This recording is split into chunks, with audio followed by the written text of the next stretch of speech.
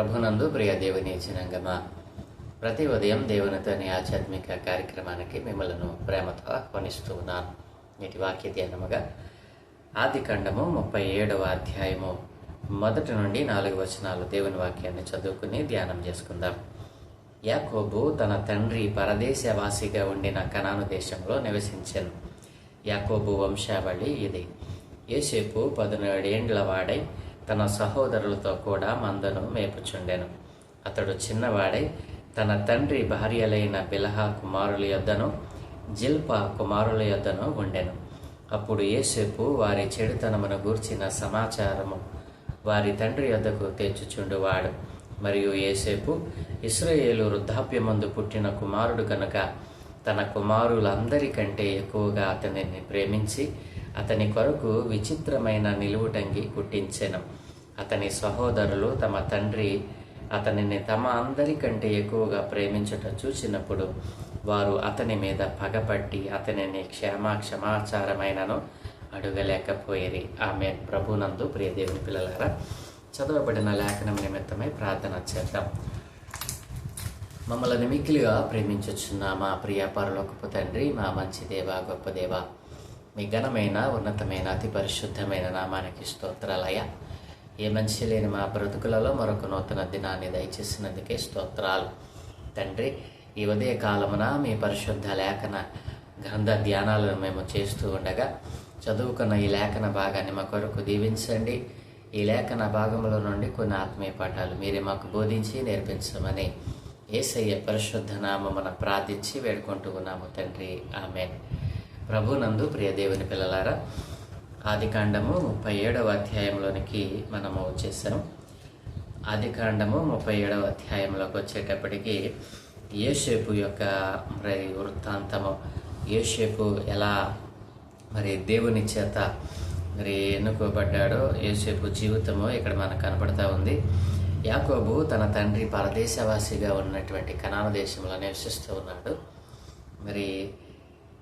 ఆ యాకోబు యొక్క వంశావళిని తెలియజేస్తూ యోసేపు 17 ఏండ్ల వాడై 17 సంవత్సరాల వయసు కలిగిన వాడై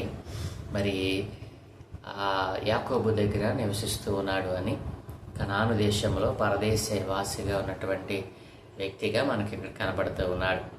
దేవుని పిల్లారా, ఎందుకు ఈ మాట దేవుడు వ్రాయించినట్లు మనం చూస్తే, అబ్రహాము ఇసాకులకు దేవుని ఆజ్ఞ అది యాకోబు కూడా ఇవ్వబడింది. అబ్రహాము ఇస్సాకులకు దేవుడు వాగ్దానం చేశాడు, ఈ భూమిని సమస్తమును కూడా మీకు నీ సంతానానికి స్వాస్థ్యముగా ఇస్తానని. ఆ కారణాన్ని బట్టే ఇక్కడ క్లియర్గా వాళ్ళు ఎక్కడ నివసించేవారో, ఏ ప్రాంతంలో నివసించేవారో, వారు ఎలా జీవించేవారో వారి గురించి వ్రాయడం మనం ఇక్కడ చూస్తూ ఉన్నాం. ప్రియమైన పిల్లరా, ఈ అధ్యాయంలో మనకు యోసేపు కనబడతాడు. ఇక్కడ యోసేపు 17 ఏండ్ల వయసు కలిగిన యవ్వనుడిగా మనకు కనబడతాడు. ప్రియమైన పిల్లరా, ఈ 4 వచనాల్లో మనం చూసినట్లయితే యోసేపు 17 ఏండ్ల వాడై తన అన్నలు చేసేటువంటి ఆ చెడ్డ కార్యముల గురించి మందను మేపుచునే వారి యొక్క తన సహోదరుల యొక్క ఆ యొక్క చెడుతనమును గురించి వారు ఎలా జీవిస్తూ ఉన్నారు, వారు ఎలా ప్రవర్తిస్తూ ఉన్నారు, వారి మాటలు, వారి తలంపులు ఎట్లా ఉంటా ఉన్నాయి, మందను కాచేటప్పుడు వారి బిహేవియర్ ఎలా ఉంటుంది, ఇట్లాంటి విషయాలన్నిటినీ కూడా ఏది కూడా తండ్రి దగ్గర దాచకుండా తన సహోదరుల యొక్క చెడుతనమును గురించి తన తండ్రికి చెప్పేటువంటి వాడు. ప్రియమైన పిల్లరా, ఈ కారణాన్ని బట్టి తన సహోదరులందరూ కూడా యోసేపు మీద పగబెట్టారు. పగ పెంచుకోవడానికి మరొక కారణం ఏంటంటే, వృద్ధాప్యమందు పుట్టినటువంటి కుమారునిగా యోసేపును యాకోబు ఎక్కువగా ప్రేమించేవాడట. అంతేకాదు ఒక విచిత్రమైనటువంటి అంగీని కూడా తన కుమారులందరికంటే వాళ్ళెవ్వరికి ఇవ్వనటువంటి ఒక విచిత్రమైన అంగీని కూడా కుట్టి యాకోబుకి ఇచ్చాడంట. అంటే యాకోబు యోసేపుకి ఇచ్చేవాడట. అంటే యాకోబు యోసేపుని ఎంతగా ప్రేమించేవాడో, ఈ ప్రేమను బట్టి యాకోబు మీద యోసేపు మీద యాకోబు చూపిస్తున్నటువంటి మరి ఈ యొక్క ప్రేమను, ఈ యొక్క అనురాగాన్ని మిగతా కుమారులు ఓర్వలేకపోయారు. అంతేకాదు యోసేపు తన సహోదరుల యొక్క చెడుతనమును గురించి తండ్రికి ఎప్పటికప్పుడు చేరవేయటం, ఇవన్నీ కూడా మరి యవ్వన కాలంలో ఉండగానే యోసేపు మీద పగను తెచ్చిపెట్టాయి, యోసేపు మీద ద్వేషాన్ని తెచ్చిపెట్టాయి. ప్రియదేని పిల్లరా, మరి యోసేపును వారు దూరం చేసుకున్నారు. మరి యోసేపుకు సహోదరులు దూరం అవటం ప్రారంభించారు. ప్రియదేని పిల్లరా, 15 ఏళ్ల యవ్వనుగా ఉండగానే తన సహోదరుల చెడుతనాన్ని తన తండ్రికి చేరవేయడం ద్వారా చెడుతనాన్ని ద్వేషించే వ్యక్తిగా ఇక్కడ యోసేపు కనబడతా ఉన్నాడు. ప్రియదేని పిల్లరా, మీకు అర్థమైంది కదా, 17 సంవత్సరాల వయసు అని అంటే చెడుతనానికి, లోకానికి, ఈ లోక సంబంధమైన ప్రతి విషయానికి ఆకర్షింపబడేటువంటి వయస్సు. ఆ వయస్సులో మరి కొత్త వాటిని నేర్చుకోవాలి, కొత్త వాటిని చెయ్యాలి, కొత్త మరి వాటిని అన్వేషించాలన్నటువంటి వయస్సు. అట్లాంటి యవ్వన కాలంలో చెడుతనాన్ని మరి ద్వేషించినటువంటి వ్యక్తిగా మరి యోసేపు ఇక్కడ మనకు కనపడతా ఉన్నాడు. ఇదేం పిల్లరా, మరి ఈ చెడుతనాన్ని ద్వేషించినటువంటి ఈ 17 ఏళ్ల వయసు ఉన్నటువంటి యోసేపు మరి ఎవరి చేత ఆకర్షింపబడ్డాడు? ఇదేం పిల్ల, దేవుని చేత ఆకర్షింపబడ్డాడు. ఎందుకు ఈ మనస్సు యోసేపుకి వచ్చింది? చెడుతనాన్ని ద్వేషించాలి, చెడుతనము మంచిది కాదు అని ఆ యవ్వన కాలంలోనే యోసేపు మరి గ్రహించగలిగాడు. ఆ కారణాన్ని బట్టి తన సహోదరుల చెడుతనాన్ని అంతటిని కూడా తండ్రికి చేరవేశాడు. ఇది మంచిదా చెడ్డదా అంటారా? ఇదేం పిల్లరా, యోసేపు చేసింది మంచిదే, కానీ తన సహోదరులకు అది మంచిగా కనిపించలేదు. ఆ కారణాన్ని బట్టి యోసేపు మీద పగపెట్టారు. అంతేకాదు తన తండ్రి మాకంటే యోసేపునే బాగా ప్రేమిస్తూ ఉన్నాడు, మరి మాకెప్పుడు కూడా ఎలాంటి ప్రత్యేకమైన అంగీ మాకు ఇవ్వలేదు, కానీ మరి యోసేపుకి అయితే ఇచ్చాడు. ఈ కారణము ఆ కారణము అన్నిటినీ మరి యోసేపు మీద ద్వేషాన్ని పెంచింది. సహోదరులు పగపట్టారంటండి. ప్రియదేని పిల్లరా, అయితే మరి ఈ రీతిగా మనము దేవుని విషయంలో మనం ఆలోచన చేస్తే నా ప్రియదేని పిల్లరా, యోసేపు జీవితం మరి చెడుతనానికి అలవాటు పడలేదు, చెడుతనానికి ఆకర్షితుడవలేదు. యవ్వన కాలంలో ఉన్నాడు, కానీ తన సహోదరులు కలిగి ఉన్న చెడుతనానికి ఆయన దూరంగా ఉన్నాడు. నా ప్రియదేని పిల్లరా, ఆ కారణాన్ని బట్టే యెహోవా యందు అతను కలిగి ఉన్న భయభక్తులే మరి ఆ విధంగా యోసేపు చెడుతనాన్ని అసహించడానికి కారణం ఏంటో తెలుసా? అతను యెహోవా యందు భయభక్తులు కలిగినటువంటి యవన బిడ్డ. నా ప్రియదేని పిల్లలారా, ఈరోజు మనము దేవుని పట్ల భయభక్తులు కలిగి ఉన్నామని భావించేటువంటి విశ్వాసులు మీలో ఎవరైనా ఈ విషయాన్ని ఆలోచన చేశారా? మరి యోసేపులో ఉన్నటువంటి లక్షణం మరి మీలో ఉందో లేదో ఒకసారి ఎప్పుడైనా పరిశీలన చేసుకున్నారా? దేవుని యందు భయభక్తులు కలిగిన వారు మాత్రమే దానిని పరిశీలన చేసుకోగలరు. మరి దేవుని యందు భయభక్తులు లేకుండా మరి నేను దేవునిలో ఉన్నాను, దేవుని కుమారుని, దేవుని కుమార్తెనని మనం చెప్పుకోవడం వల్ల ప్రయోజనం ఏమీ లేదండి. ప్రియదేని పిల్లల, ఊరికినే యోసేపు సహోదరులు యోసేపు మీద మరి పగపట్టలా, మరి ద్వేషాన్ని నింపుకోలా. ఎందుకంటే యోసేపు దేవుని యందు భయభక్తులు కలిగి ఉన్నాడు, వారి మాత్రం ఆ భయభక్తులని విడిచిపెట్టిన వారు కనబడుతూ ఉన్నారు. ఆ కారణాన్ని బట్టే నా ప్రియదేవుని పిల్లల యవ్వన కాలంలో కూడా యోసేపు మరి దేవుని యందు భయభక్తులు కలిగిన వాడికి ఇక్కడ మనకు కనపడతా ఉన్నాడు. కాబట్టి మరి సామెతల గ్రంథము 16వ అధ్యాయం 6వ వచనంలో యెహోవా యందు భయభక్తులు కలిగి ఉండటం వలన మనుష్యులు చెడుతనము నుండి తొలగిపోతారండి. యోసేపు దేవుని యందు భయభక్తులు కలిగిన వాడి కనుకనే సహోదరులు కలిగి ఉన్నటువంటి ఆ చెడుతనాన్ని ద్వేషించాడు. మరి అలా ఉంటున్నారని తండ్రికి క్షేమ సమాచారాన్ని అందించాడండి. దేని పిల్లారా, కాబట్టి దేవుని వాక్యము ఏం సెలవిస్తూ ఉంది?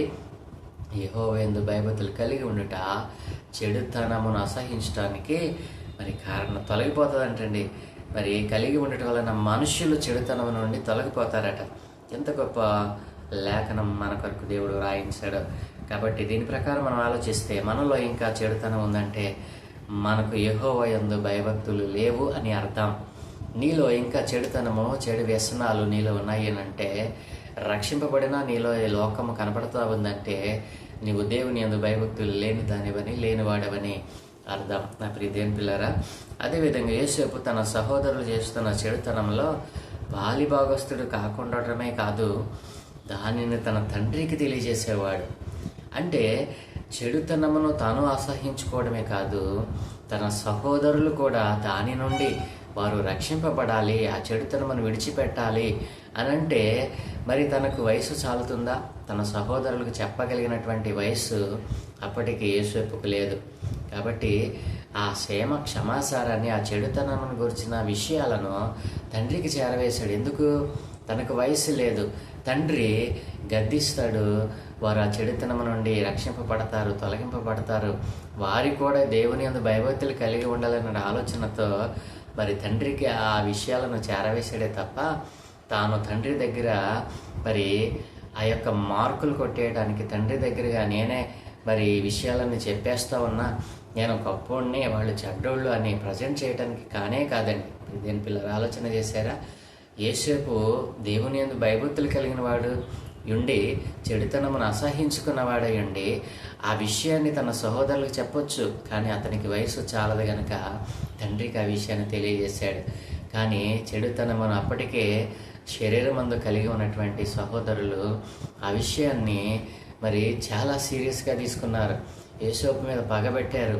యోసేపు వారి క్షేమాన్ని కోరి ఆ విషయాన్ని తెలియజేస్తే వారు యోసేపు మీద పగబెట్టారు. అవును, ఈ రోజుల్లో కూడా మనము ఒకరి క్షేమాన్ని కోరి మనం ఒక మంచి విషయాన్ని వారికి తెలియజేస్తే దాన్ని వారి మీద మనమేదో మరి గొప్పలు మరి ఏదో వారిని చెడగొట్టడానికి చెప్పినట్లుగా దానిని వేరే రకంగా దాన్ని తీసుకోవడం, మన మీద పగబెట్టుకోవడం, మనల్ని శత్రువులుగా భావించడం మనం చూస్తూ ఉంటాం. యేసేపు జీవితంలో కూడా అదే జరిగింది. కాబట్టి ప్రియదేని పిల్లారా, మరి తండ్రికి తెలియచేస్తున్నటువంటి కారణం ఏంటంటే పాపం విషయంలో మౌనంగా ఉండటం. నా ప్రియదేని పిల్లారా, చాలా జాగ్రత్తగా వినండి.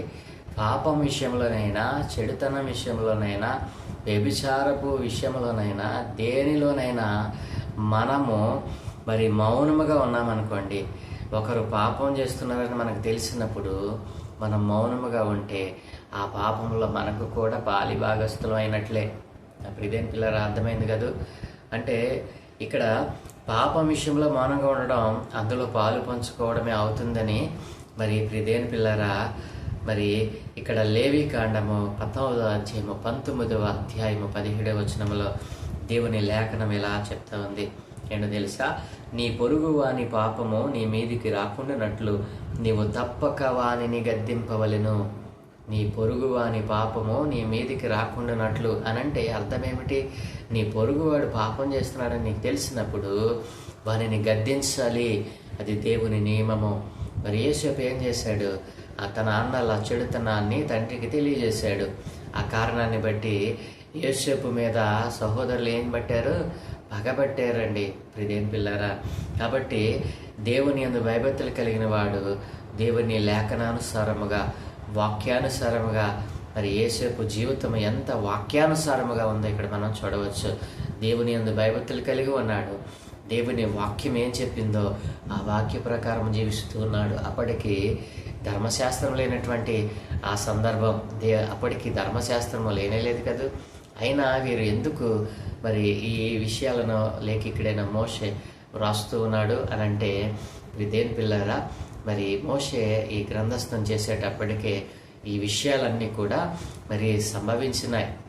కాబట్టి అందుకే మరి ఇక్కడ ఈ లేఖనాన్ని మోషే మరి ఉటంకిస్తూ ఉన్నాడు. నా ప్రియదేని పిల్లరా, కాబట్టి మన కుటుంబ సభ్యులు కానీ, సన్నిహితులు కానీ, సంఘస్థులు కానీ చెడుతనము వైపు ఆకర్షితులు అవుతున్నప్పుడు గద్దించేటువంటి స్థాయి మనకుంటే గద్దించాలి, లేకుంటే సంబంధిత పెద్దలకు దాన్ని మనం తెలియచేయాలి. యేసేపు అదే చేశాడు. తనకు వయసు లేదు, తను చెప్తే వినేటువంటి పొజిషన్లో వారు లేరు.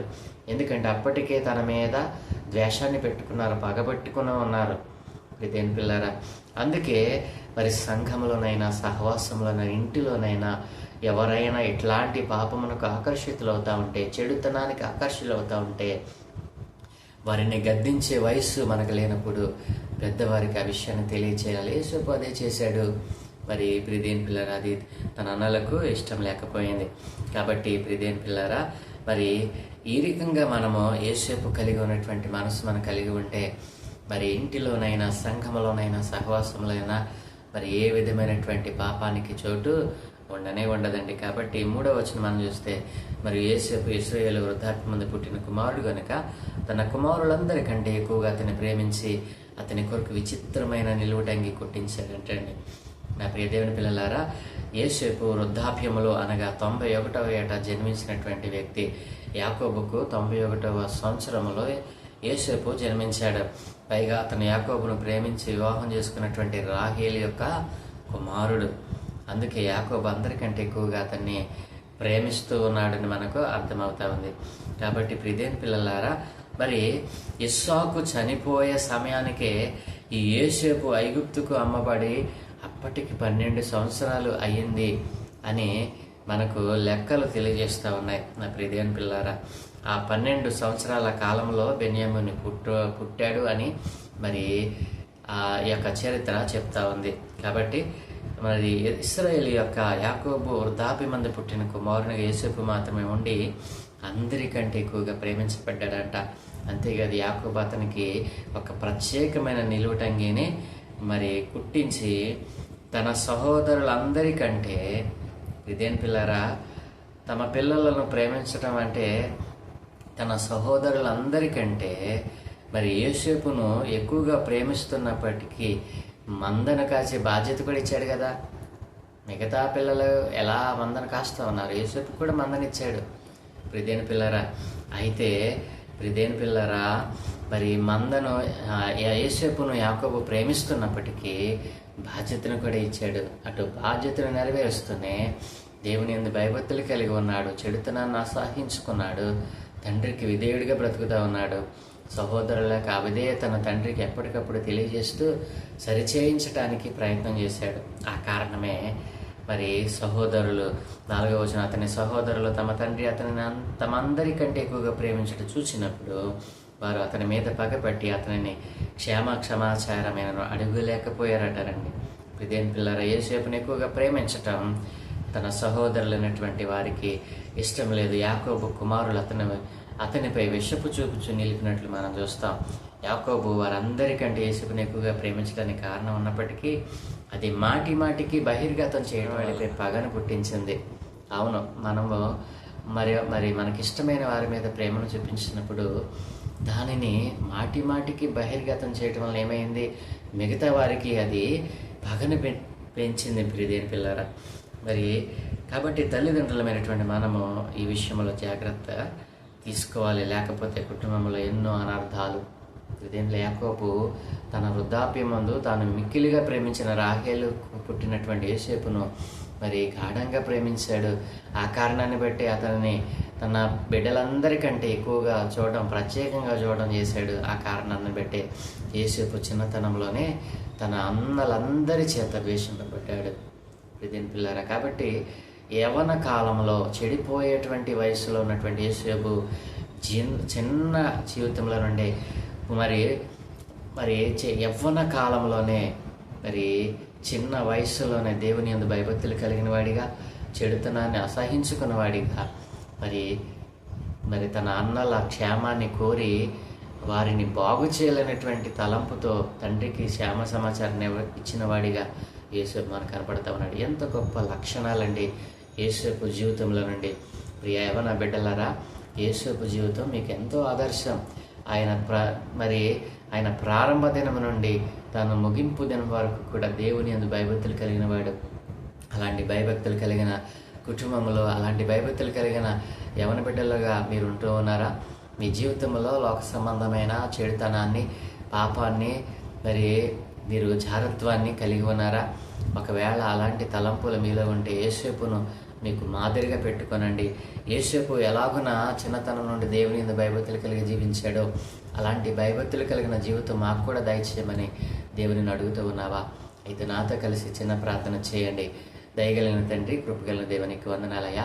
యేసేపు చిన్నతనం నుండి ఏ రీతిగా మీ యందు భయభక్తులు కలిగి ఉన్నాడో ఈరోజు మా కుటుంబాలలో మా బిడ్డలు అయా ఇదిగో లోక సంబంధమైన వాటితో అంటుకట్టబడి నాయన చెడుతనమును నాయన మరి దుర్వ్యాపారము వలన తమ జీవితాలను చెడ్డ ఆలోచనల వలన తమ మనస్సులను పాడు చేసుకుంటున్న వారు ఉన్నారు నాయన.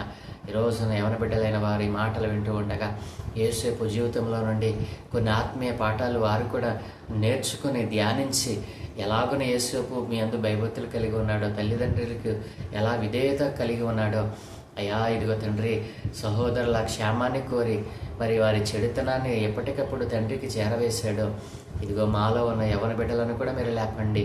మీ సువార్తకు బలమైన పనిముట్లుగా నేను అనేక మంది యవనస్తులను లేపమని, ఈ లోకంలో సువార్త ముగిసే కాలం దగ్గర పడుతూ ఉండగా అయ్యా యవన బిడ్డలు దారి తొలగిపోతూ ఉండగా అయినా ఈ లోకంలో మా దేశంలో ఉన్నటువంటి ప్రతి యవన బిడ్డను ఈ ఉదయకాలం మీ పాదాల చెంతకు తెస్తూ ఉన్నానయ్యా.